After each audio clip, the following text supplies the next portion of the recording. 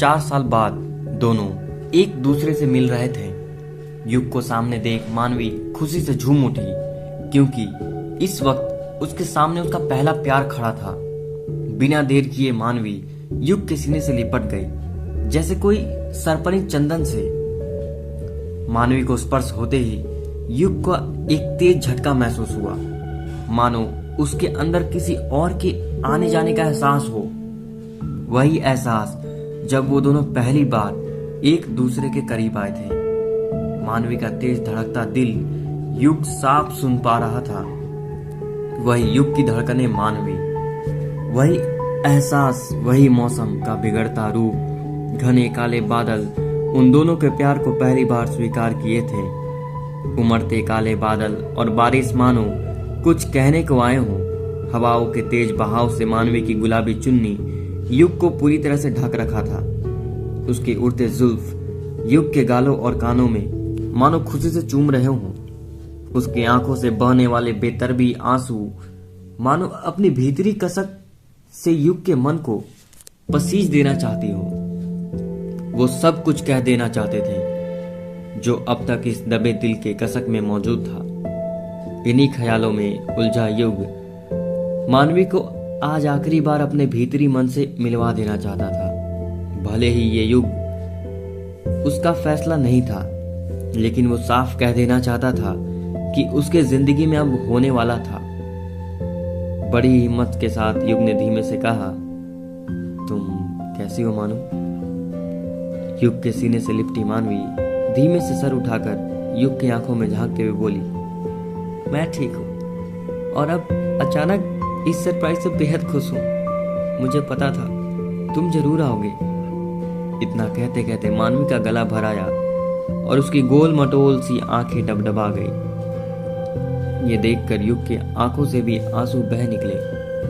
मानवी के कंधे को हल्का सा मजबूती देते हुए युग ने कहा,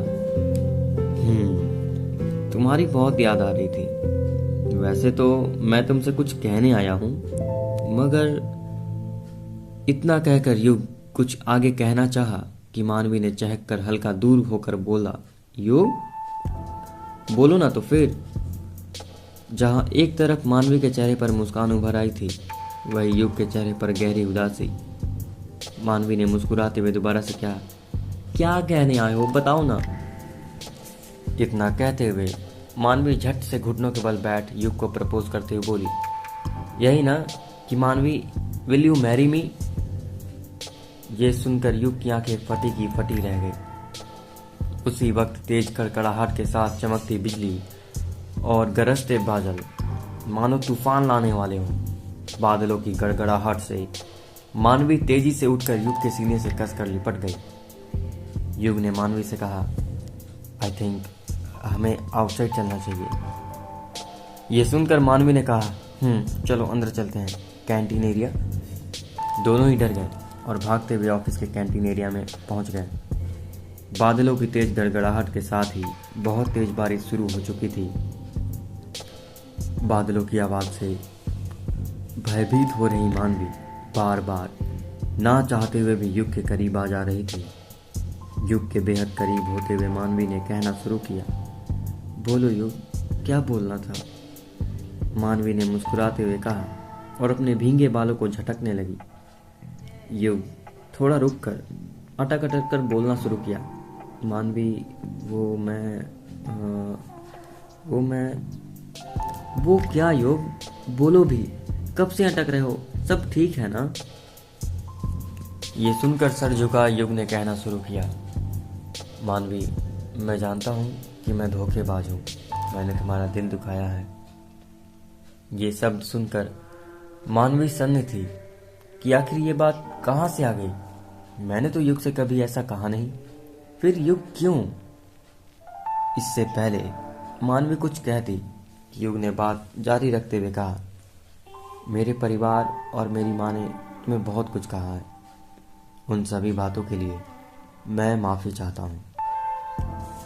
टकटकी लगाए मानवी युग को यूं नहार रही थी मानो युग जहाँ ये कहने नहीं कुछ और कहने आया है। तभी युग मानवी का हाथ पकड़ते हुए बोला, मानू, वो मेरी क्या युग? इस बार मानवी की आवाज की पकड़ धीमी हो गई। युग ने कसकर मानवी के हाथ को थाम कर कहा, मेरी शादी तय हो गई मानू, इनफैक्ट एंगेजमेंट भी। युग का इतना कहना कि आसमान में उमड़ते बादल गरजते हुए कड़कड़ा कर बोले तो उतनी ही तेज मानवी के दिल में भी कड़कते हुए। युग के मुंह से ये सब सुन मानवी सन्न हो चुकी थी, मानो उसके जिस्म में इस वक्त कितने भी कांटे चुभाए लेकिन उसे कुछ भी एहसास ना हो। मानवी का हाथ भले ही युग के हाथों में था, लेकिन इस वक्त का मंजर उसे ये एहसास करा रहा था कि मानो राजधानी ट्रेन उसके कानों को चीरते हुए निकल गई हो। युग मानवी को इतना शांत देखकर सन्न था।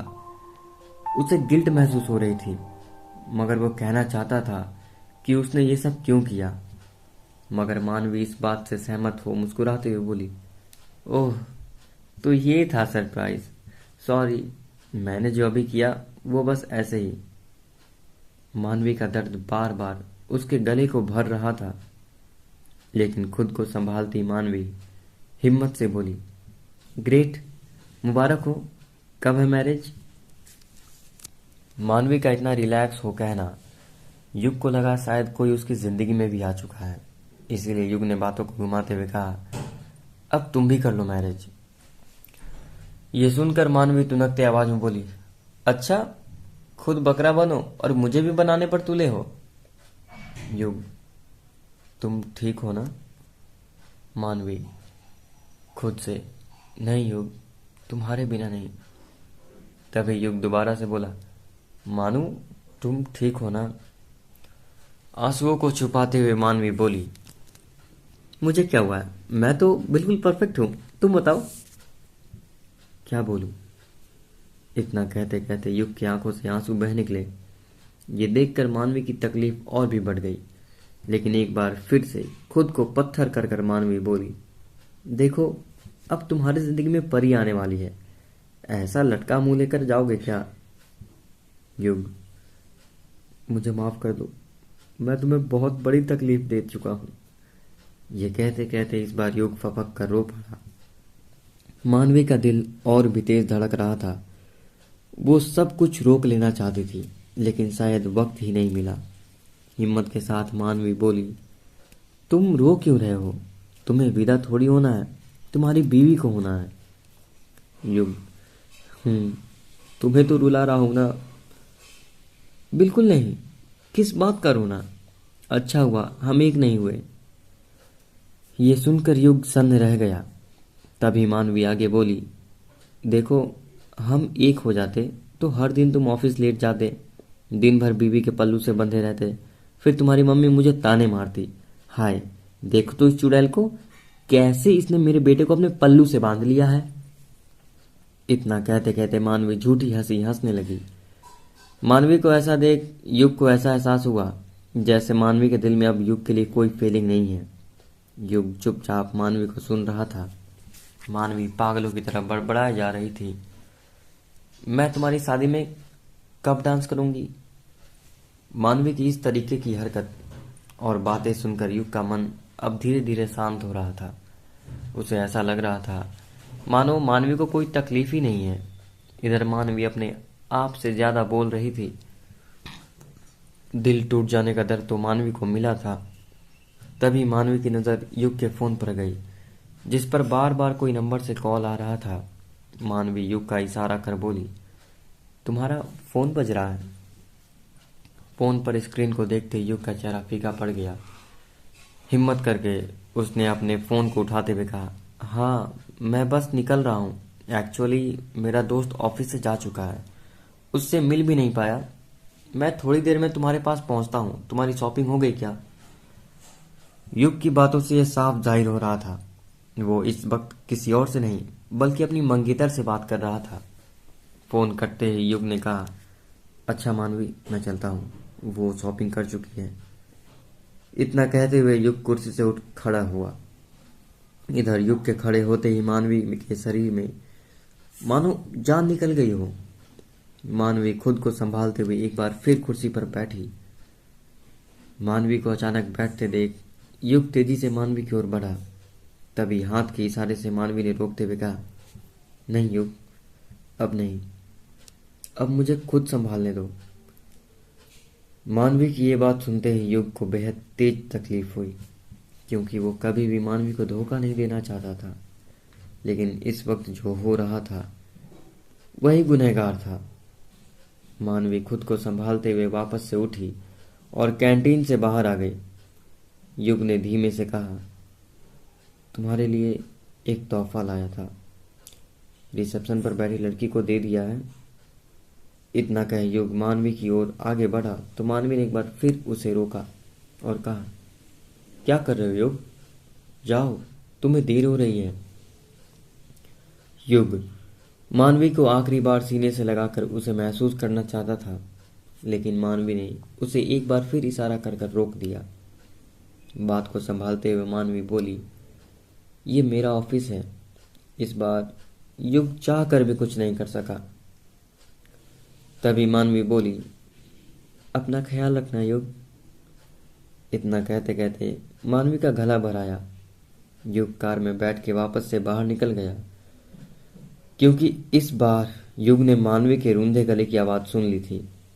तेजी से निकलकर मानवी को खींचकर सीने से लगा रोने लगा।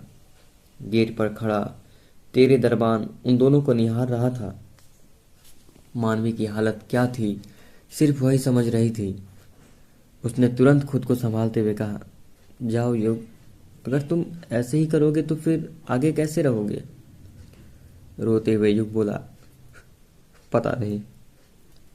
युग की आवाज़ में दर्द साफ महसूस हो रहा था। तभी एक बार फिर युग के जेब में फ़ोन बज उठा।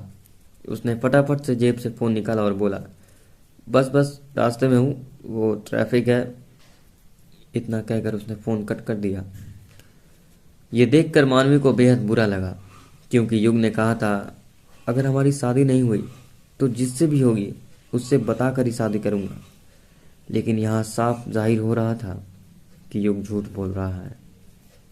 युग मानवी को गले लग वापस से कार में बैठकर निकल गया। कार के आगे बढ़ते ही मानो मानवी का दिल भी निकल गया हो। ऐसा दर्द होता जैसा कह पाना मुश्किल था। वो वही धम से बैठ गई, मानो उसका शरीर अब बेजान हो चुका हो। दूर खड़ी ऋतु ये सब देखकर दंग थी। वो भागते हुए सीधा मानवी के पास आई। मानवी बेजार टूट टूट कर रो रही थी। ये देख ऋतु को थोड़ा भी समय नहीं लगा कि उन दोनों के बीच क्या हुआ। मानवी को संभालते हुए ऋतु बोली, चल घर चल। रोते हुए मानवी बोली, सब खत्म हो गया ऋतु, मैं एक बार फिर मर गई। भगवान ने मेरे साथ ऐसा क्यों किया? क्या बिगाड़ा था मैंने किसी का? क्यों मेरी जिंदगी को मजाक बनाया गया है? इतना कहते कहते एक बार फिर बेजार होकर मानवी रोने लगी। ऋतु को समझ नहीं आ रहा था कि वो क्या करे। देख मानवी, अब तो खुद को संभाल। मुस्कुराते हुए मानवी बोली, अब कुछ बचा ही नहीं है, मेरा सब कुछ चला गया। ये तो समझ चुकी थी कि मानवी युग के बेहद प्यार करती है, लेकिन वो इस वक्त क्या करे। इधर युग बेचैन होकर शॉपिंग कर रहा था। उसका मन अभी भी मानवी पर ही अटका था। ना जाने क्यों उसे बार बार लग रहा था मानवी ठीक नहीं है। लेकिन उसके साथ भी एक बहुत बड़ी मजबूरी थी। ऐसी कौन सी मजबूरी थी जिस मजबूरी की वजह से युग ने इतना बड़ा कदम उठाया? इन सब के पीछे आखिर किसका हाथ था? ये जानने के लिए सुनते रहिए इस स्टोरी को। धन्यवाद।